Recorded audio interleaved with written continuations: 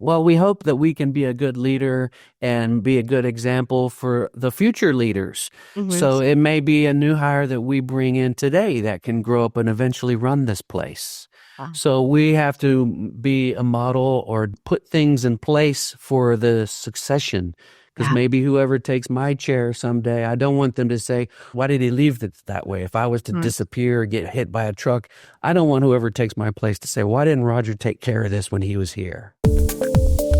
Step into the world of success with your brand amplified, the ultimate podcast designed to unravel the intricacies of thriving businesses. I'm your host, Annika Jackson, and I'm on a mission to uncover the stories, strategies, and secrets that have propelled entrepreneurs and business leaders to success. I am Annika Jackson, and just in time for the holiday season, I'm super thrilled to have Roger Igo on the show. We haven't met in person, but I did used to live in Houston, and I've been to the Bell Tower on 34th a few times for amazing events. Roger, Wow. yeah. And you've been president and CEO since 2009. Yes, that's right. Amazing. Amazing. Tell us a little bit about your journey getting into the world of events. Is that someplace you always wanted to go? Or Oh, is that yeah. So I never knew that I was going to fall into this role. I've actually had 34 jobs before I became the president and CEO of the Bell Tower on 34th in Houston, Texas. But I really did get the bug probably at our high school talent show, maybe even before that. Growing up, I was, the cousins would put on skits for the family and the holidays. But I did this talent show event in high school where it was just a theater environment, very cool. And I think I got the bug in those days and just started performing with a garage band and really got into the theatrics of it and realized the impact of how you could do certain little things and, get fans. Ooh. And so I kind of got the bug. I liked having, people recognize us. And I really liked watching people, how they were impacted by the performance. And so fast forward to today, events can change history, really. And that's really what I like. That's what we're all about. So, Well, let's yeah. talk about some of those 34 jobs that you had before you took this role. Were you a performer? I know that you're an alum of the Disney Institutes. I'd love to hear about that. You're a graduate of CEO Space International. You're involved in so many cool things even today. I'd love to see how those different positions shaped this future that you have, this reality now. Yeah, so I was, growing up, I had a Pepsi route. We would buy cans of Pepsi for 12.5 cents, ice them down the night before, and I had my wagon and I would go to a nearby construction site at 10 and 2 and sell Pepsis, ice cold Pepsis. I mean, I had a snow cone business. I made a deal with the pool manager who let me sell snow cones at the entrance to the neighborhood swimming pool. I was just an entrepreneur. A Hmm. buddy we found this recipe on the side of Karo syrup Oh. and how to make fudge. So we formed this company called Fantasia Fudge Factory and sold fudge door to door. I was the kid who, would mow lawns and pull weeds and wash cars and catch the lizard for the lady in her, odd jobs around the neighborhood. I was just that kid, and had a job patching air conditioning duct in the attic during August, raising money for college, painting address numbers on the curb outside your house. I did just a lot of odd jobs like that growing up until eventually it was a bill collector. I was a project manager, superintendent for a custom home builder. And that's where I learned Spanish. Just, yeah. Disney Institute was just part of my education. I went to community college. I went to Berkeley College of Music. And I just kind of got the bug for learning and an appetite for really learning about business. And so I love business. And so getting into where we are now is just a, your thoughts manifest themselves, they say sometimes. Mhm. And it was just I always saw myself as a CEO. I wanted to be a CEO. So I read lots of books, and it's like almost like it manifested into reality after all those reading of books and visualizing and planning and businesses and entrepreneur stuff. So that's kind of the long, well, maybe the short version. Yeah. Well, what's really fascinating is everything you did taught you something you needed to know about running a business. Oh yeah. I mean, Oh every yeah. you were already building up those skills innately, which is so unusual. I mean, most of us who are entrepreneurs maybe have done a fraction of that, right? We go back, I also did the door to door, the magazine with the greeting cards and all the Oh, different things you could love it. get. Yeah, so I think that's a common denominator with entrepreneurs, but I think that you did above and beyond with that. And then, of course, Disney is great at hospitality, no matter what role you are, right? Whatever you're doing, if you're playing a character, if you're the cashier, it's still all about hospitality and providing that experience, which really takes us to the world of, since 2009 with being at the Bell Tower on 34th. Were you already involved with the Bell Tower, or how did this position arise? Oh, so I was in construction and real estate and real estate broker and doing some, flipping houses and building some small warehouses for myself and just doing just odds and ends. And so I built the bell tower on 34th for a client, and he didn't make it. And through a really windy and scary legal road, my wife and I were able to acquire it, and here we are today. Actually, we did initially we were the tenant. We found an investor to buy it out of the bankruptcy, and it was just this weird thing. And I tell you, it was using as the tenant, we used the financials to go out and get a mortgage to buy it from the investors. And so it was just God's grace, and it was really a miracle, really. The prayers of my mother and blessing from my wife, who gave me the green light to go forward with some scary moves. And so that's really the show. And actually, that's part of that story is in my book called Keep On Going, which is the story of origin of the bell tower on 34th. Nice. Keep on going, the history of the bell tower. That's perfect, because I was going to ask you about the history and you just told us. Was it always named the Bell Tower on 34th, or did you and your wife choose that name? Well, it was operating for a short while with the previous owner before they went into bankruptcy. And so that triggered a story called The Brides of Harris County. And that wound up being a subject in a Rachel Ray episode where Rachel Ray kind of saved these brides that were sort of left out in the cold from the previous owner's bankruptcy. And so that also is in our book. But we wanted it to be what it always wanted to be. When Hmm. we came in, there was this bell tower as part of the architecture. So we wanted to, what would the people around here call it? And so it's that bell tower on 34th. And so, because you see this tall bell tower and it has bells in it. And so we just wanted to call it what it is. And Hmm. that's how, when we moved in, that was the name that we decided to give it, just because that's what it is. That's what we think people would have called it anyway. So, What is the experience you've had with this entrepreneurial journey? Because this is obviously different than the other undertakings in the past that has continued to propel you forward in this iteration of you and your life.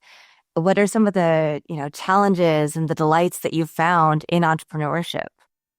well, that's a great question. So I would consider this maybe the second or third time to the top of the mountain, if you will.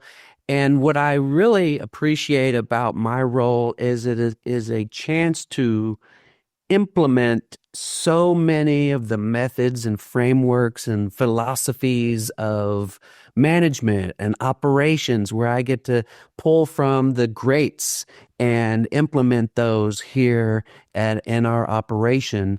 And so I get to kind of be the mad scientist and play experimentation on let's try, some of those HR methods or culture methods or some new accounting concept, or maybe try some, it's just, there's this new methodology called profit first, which is a thing. There's a thing called 24 assets. There's the Jim Collins good to great stuff. There's the Peter Deming from the 80s. There's just all these different approaches to business, and I get to pull from different ones to see what works for me and my style and for the company we have here. So that is really the exciting part for me, is I get to like my own laboratory. Mhm. Yeah, and I imagine since 2009, I mean, obviously some things have shifted with whether it's generational and how different generations show up in the way, in the world of work. You've had to go through a pandemic. There are hurricanes and other natural disasters that happen in Houston, ice storms even, which people would probably, if you're not familiar with with the area, you might not even realize. Floods, all of these different things that you have had to deal with and maneuver around to stay a viable business. And it's a big tribute to you and your wife and the business you put together that you have remained in business after all this time. Yes, you're absolutely right. I mean, the trials and tribulations and things that you never thought of, like the pandemic or the, COVID or snowvid or these times where there was just all of a sudden no power for 2 weeks. And what are we going to do? And, you've got people on your train. It's a lot of people on this train that you're responsible for. And so those are the challenges. And I liken it to a train sometimes or an airplane sometimes. It's like, you've got 300 passengers on this event, and you're flying the jet, and any little mishap, it could be like flying a jet airplane into the side of a mountain if you're not running the event correctly. And there's a lot of people on this train. In the analogy is I have, it's employees and vendors, and it's the employees and vendors and customers and their families and extended families and their children and their livelihoods and their bills. And so it is a lot to stop. I don't often stop and think about it, but it is the size and the magnitude of the responsibility of someone who's running the show sometimes that, I better not stop and think about that too much, because I could get a little bit overwhelming with that, but sometimes. Yeah. Well, there's a lot of questions I want to ask you about one of the comments you made at the beginning, which is an event can change the world. So I'd love to hear some of the events that you have seen or been impacted by, whether inside or outside of the bell tower. And then I also want to hear about ones that have been really amazing, ones that you've curated and helped people reach their goals or, achieve momentum or feel really good about themselves. Yeah, so I like to create events, and that's really our goal. All employees take the Bell Tower Pledge, which is our goal is to deliver excellent events that no one will ever forget. Mm-hmm. And so we take that pledge, and I'll back you. If you could say, your supervisor wasn't there to help you decide something, just use that as your guide. And I'll back you every time if you can say that what I did or what I decided was in pursuit of the goal. And if you can't say, what were you doing in the parking lot smoking a cigarette? You can't say, well, to deliver a good event. So that, but in that spirit, we want to have events that inspire. Do you ever go to ride a roller coaster or go to a movie and you left the movie or you left the roller coaster and you felt just so exhilarated, like, yes, you're just like, let's go get on that roller coaster again. Let's ride it again. Or maybe it was a sermon or, like I said, a movie or a concert or just something that you went to when you were in the exit. It's like you were walking a little bit faster because you're so excited from the thing that you just saw or went to. And when you leave, you know that is something you are never going to forget. And everybody that was there with you can say the same thing that you can say, which is, I was there. That was awesome.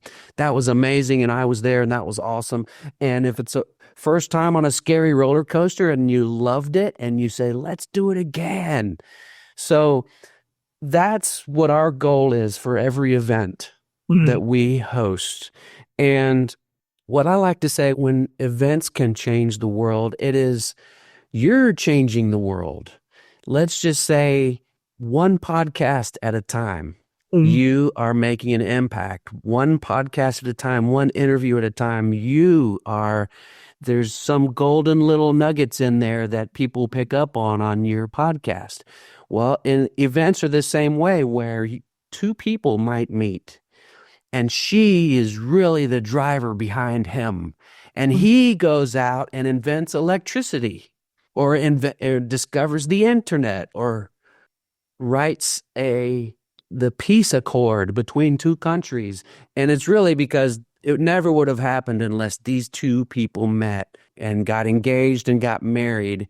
And maybe it was at their event that two other people met, or a group of people met, or we made new friends, or we built a network of people that we met at this event. So each and every event I say, yes, it's an opportunity to make memories, and it's also a chance for the universe to make connections that can change the world. Yeah. So that's why I say events can change the world, because we know, I mean, what about when these two people met and now we have, a world leader Mhm. but it never would have happened if these two people hadn't met. Mhm. So, Yeah, there's something really powerful. At least I Zoom all day long. I teach virtually, do podcasts, my company's remote. But when we do go to in-person events, there's something so impactful about being in the room with other people and making those in-person connection points, having those richer conversations that you might not have time for if you're doing a quick Zoom meet and greet. yep, Yeah. Yeah. so true. Oh, I'd love to hear a little bit about how you survived through these times, through, knowing that you have the weight of not just the expectations of your customers and clients, but your vendors, your team members who you've invested in, they've invested in your business. What did you do during the pandemic to get through it? And what about these other times when you faced challenges? Were you able to move events to different times, get tons of generators to still make sure somebody had their wedding or their engagement or that really important event that they were looking forward to? Well, I guess it would be kind of a mixed recipe depending on the situation, but it's really having great people around me. I have people that are much smarter than I am close by that help me in pursuit of the goal, in pursuit of the vision for the company and our purpose and what we're set out to do.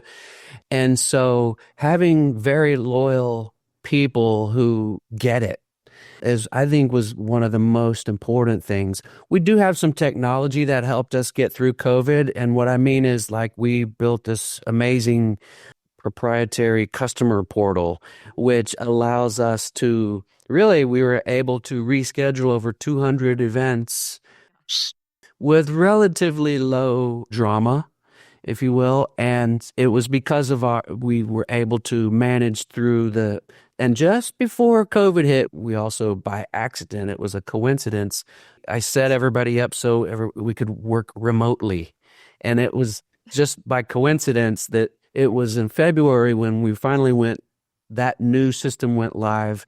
And, and it was just right around the same time that it was like COVID was coming, more prevalent. So that was also a coincidence. So COVID, and then there were some scary moments where we were, watching the news, watching what were the restrictions, what were some of the options for, what was going to happen with the finances. So again, it's just having a very good network of people that believed in us and believed in our vision and what we set out to do and what we're about, including our banker and including our insurance people and our employees. Some employees that were salary went to hourly. This was before we really knew that there was going to be some government assistance Oh, yeah. options and things like that, which that came into play and that helped absolutely. And so similarly, Harvey, when there was a flood, Harvey, that was really, it's the same thing. It's having people that are directors who Mm. are report directly to me are just, they're on board with whatever we've got to do. And so it's nice to have a team that would walk through fire and take bullets and really do what's needed to make things happen. So that's one of our superpowers here. Yeah. You've shared some things that I think are so amazing. Just having that easy ability because of your proprietary software to reschedule people and to communicate with all of your clients, your vendors, and make it more seamless. Like I'm sure there were some hiccups, but more seamless than I'm sure a lot of other people who have event businesses, felt and went through. The event business can also be very tricky because if prices change, I mean, even right now, we see a lot of companies are increasing food prices. We've seen that go on, and just because they can, because they saw in the pandemic, we were still going to buy. And so they're continuing to use that model. Hopefully we'll see less of that in the coming years. But, prices go up, insurance prices go up, other things happen. What are some of the things that people need to think about if they're looking at getting into the event business or opening a space, or maybe they've started that journey a little bit, but they don't know everything that they don't know? And you've been in the business for so long. I'm sure you know what the warning signs are and what to look out for and when you need to redirect. Sure. Well, one thing is that there are generational nuances from the Gen Zs to the Gen Xs and the millennials and the baby boomers. I mean, each generation really does have their own preferences. And what we see is that, we do weddings, but we see that the Gen Zs aren't interested as much as, say, the millennials or the Gen Xers were interested in weddings. So that's something to consider. Also, we noticed an uptick in competitors. So when we opened, there was maybe 80 venues, and now venues are like Starbucks. They're everywhere.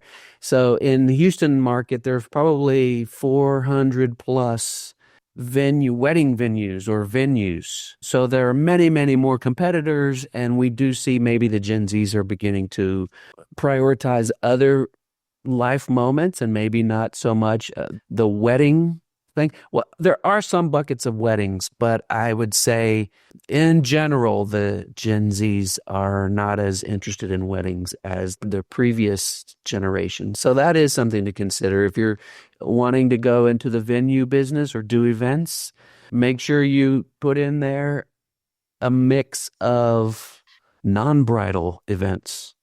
So non-bridal events can be very rewarding. Yeah, fantastic. And I recall there are a lot of different areas that you could do events in the space. That's right. At the Bell Tower, we have 9 different event spaces, and you can combine them and mix and match event spaces depending on your needs. Yeah. So and each room looks different. So we've had sisters that both got married here at different times. One sister got married in one part of the facility, and they loved our process and our framework. Another sister got married in a different part of our facility. Totally different aesthetic and totally different vibe for their weddings, but they got married at the same place and didn't matter. I really appreciate that you brought up the differences in generations and how different generations are prioritizing different types of events, maybe different price points, different food, different venue offerings. So now that there's such a huge market of competitors in Houston, which is a very large city, I have been to a lot of events there when I was living there for 8 years, but I certainly didn't know there were that many venues. I guess if you consider hotels and all of that stuff.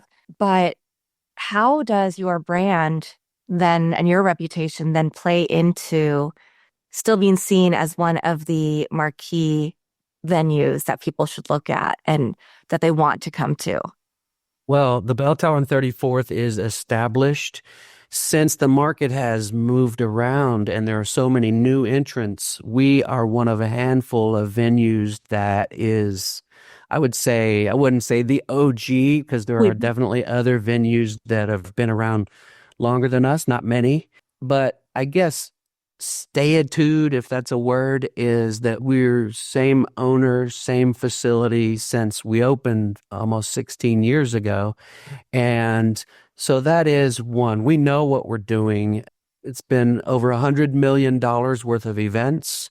We've got, I think, more five-star reviews than any other competitor or any other venue. We've got over 1,000. Actually, I think we've got over 1,200 five-star Google reviews. We've done, I mean, probably more events than any other venue just because we do so many events on a regular basis. Experience, those are some things that I think differentiate us. The part about the brand I think that stands out the most is that we're one of the bigger brands. It's just that we've been around for so long and done so many events. It's almost like everybody knows about the bell tower these days. Not everyone, but certainly if you've ever been in the market for an event venue, you know that we're here. We say, as soon as you know you have to do an event, you find us within 2 weeks. Oh, I would argue sooner. Any Google search, you'll come up pretty quickly. I went to a few, but the one that was most memorable to me was a white party for somebody's birthday, Oh, probably fantastic. in 2016, probably. But I just remember the decor, the food, the staging, and everything that went with the theme. And of course, all the guests dressed in white and, but with like little touches here and there that made the event feel Fabulous. really special. Yeah. Yeah. So and I don't remember every event I've been to at every venue. So that speaks to, that was not, it was 8 years ago. So not super recently, but it still made an impression. So I'm just intrigued by the amount of success that you've had because living in Houston, I also know there's so much turnover and there's so many, this is the popular place to go right now. This is not. This is what people are really trending towards. So the fact that you have had this longevity, which brings me also to thinking about your vendors, your employees, as many young people do. I worked in event venues and catering, when I was in my early 20s in college and stuff. What do you do that you think you do differently or really well that keeps your employees engaged? Do you find that you have some of the younger people, but then you have a lot of people who've stayed with you since the beginning? We do have a lot of employees that have maybe they are in college or went to college and they got their degree, but they still work here. Like Oh, you're supposed to go be a nurse, go be an engineer, but they still work here. nice. So we do have many employees that have worked here a decade plus, and I will say though the wait staff is a turnover position where many of them are in college putting themselves through school. But we do have a dream board. We say it's a goal is if you don't write your goal down, it's just a dream. So it's the dream board by the lockers, and they write, my dream is to be a pilot or to be a nurse or to be an engineer. So we know people didn't grow up saying one day I want to work as a waiter. So we encourage them and we help keep their eye on the ball. They want to be an engineer. We ask them, so, how's school going? We encourage them to pursue their dreams.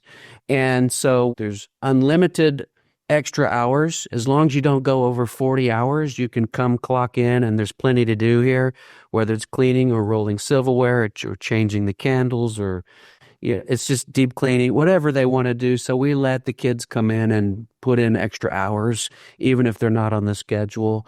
As long as you don't go over 40, there's tasks that are automatically pre-approved if you want to come in. Oh, You could come, do your homework. If there's any, at the end of the night, at the end of the event, any leftovers, we don't throw it out. We let them that we let them partake of whatever, but we do perpetuate their dreams as much as we can. We have a couple of company meetings. We have you and four other bell tower friends can get together and go do an outing and send me the receipt, and we reimburse you for up to $20 a person if y'all just want to get together and go do stuff. And so we do things like that, just not ordinary. Every now and then we do that. We rented out a movie theater and we watched a movie together. We got a section at the Astros game and we all went and watched the Astros together, and everybody got kind of an allowance for popcorn and hot dogs. And so we try to do things like that. Yeah, that's really special. You're really trying to create a family environment, a nurturing environment that makes people feel like they really are part of the team. We try. Yeah. And are these some of the things that were inspired by the books that you read? Yep. All of the, yeah. Is there one book that you find most inspiring other than the book that you've written? Oh, goodness. I would say, well, there's so many. It just depends on the topic. I do go back to the classic E-Myth book. There's the Jim Collins Good to Great. Yeah. There is another one, Michael Porter, the dean at the MBA program at Harvard, that has Competitive Strategy, which is a pretty good one. It's kind of dense reading. So many others. I'm a Jack Welch guy, so I liked his book, Winning. There's too many to mention. Yeah. Yeah. But how fantastic that you've been able to take some different concepts, like you said, mix them together, see what works for you, for your business, and then do these things that really show people that you care. You don't hear that from a lot of venues, event venues and owners. Well, we hope that we can be a good leader and be a good example for the future leaders. So it may be a new hire that we bring in today that can grow up and eventually run this place. So we have to be a model or put things in place for the succession. Because maybe whoever takes my chair someday, I don't want them to say, why did he leave it that way? If I was to disappear or get hit by a truck, I don't want whoever takes my place to say, why didn't Roger take care of this when he was here? So every day we work on policies and procedures and systems, and we call it the admin playbook. And so we have like just all the SOPs and all of those things that have to be done. And so if you had any question, you could always go to the knowledge base, and we hope that 9/10 of whatever is needed is available for whatever position a person steps into, decides they need. Yeah. Fantastic. Not everybody who's listening, there's a good Houston contingent of listeners to the podcast, but there's also people all over the United States primarily, and then also in a whole bunch of other countries. So if somebody is not looking to do an event in Houston, are there other ways that they can support you or learn from you? Do you do consulting for people who are starting, event businesses or business ventures, or want to know about construction and venues and how not to go in, how to stay out of that bankruptcy and financial setback area? Your book, obviously, is another resource for people. My second book right now is with the publisher. It's really just a planning, whether you're doing social events or weddings or corporate events. It's really what it is. It's a curated compilation from my blog posts turned into a little handbook. But I guess to address your question head on, is there are venues that are struggling, and I feel I'm very often the first call. Many of them are in Houston, some of them are not. And I do have a framework and a system that people can follow, but people don't want it. They're embarrassed when the venue is not working well. And so I can mentor and I can coach and I can help if they call me soon enough, and it's top secret. So it's totally on the down low that I can help my clients and hopefully help them bootstrap themselves up, that they can stand alone without the need for me anymore. Yeah. And I really do. I like to help just because I love business. So I do have a program and I do have links. So if anybody that wants or needs help or thinks they may need help soon, they can always reach out to me, and I'm I'm willing to help and able to help in many cases. Wow. Yeah. So the fact that you help isn't top secret, but the venues, the people that you help remains confidential so that people don't get embarrassed. And, I know Houston also is a small town in a big city. So people know a lot about what's going on if you run in certain social circles. So that's probably not, things, at least for that market, that people would want to get out. But you have such a servant leader heart. It's so obvious. And I can see. So if anybody's watching this, or if you're not, I recommend you go back and watch, because you just exude this positivity, this happiness, this authenticity, and this ease with who you are, what you've done to get here, and how Thank you see you. your life moving forward. So I just applaud you. And I'm Thank you. so glad that you could come on and share that, and share, some really good business tips, life tips, and how to succeed in this world today, and what to think about. That's very kind of you. Thank you so much. Oh, I mean every word of it. And now I'm like, all right, next time we do an event in Houston, you're going to be my first call. So, Please check us out. Yes, I would love to show you around, even if you don't have your event at the bell tower. I always never give up the chance to show people, and we're very proud of what we've put together here. and is the main source of truth for finding out about your consulting, your books, booking the venue on the bell tower on 34th.com. The bell tower on 34th.com is really, there's so many resources there, including links back to some of my personal brand Oh, great. things. And so many resources available on the bell tower on 34th.com website. Fantastic. And of course, we'll also link your name to your LinkedIn profile, if that's okay with you, in the show Sure. notes. Absolutely. Awesome. Well, thank you so much. I think, as people are planning out their next year, and they're also thinking about what to do well, where to think about for the holidays, and how to think about putting gatherings together, you're going to be a really great resource. And Yeah, I'm here. Just give me an email or send me a DM. Absolutely. fantastic.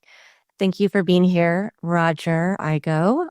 And thank you to everybody who's watching or listening to this episode of Your Brand Amplified. I'll be back again with another amazing guest in a couple of days. And don't forget to also check out the Zen Power program, which is on this RSS feed every Friday, my conversations with a former Zen monk, as well as some throwbacks to my very first podcasts focused on women's initiatives and financial literacy. See you then. Thanks for listening or watching to this episode of Your Brand Amplified. Don't forget to leave us a rating or review on your favorite podcast listening platform. And if you want to learn more, check us out at yourbandamplified.com.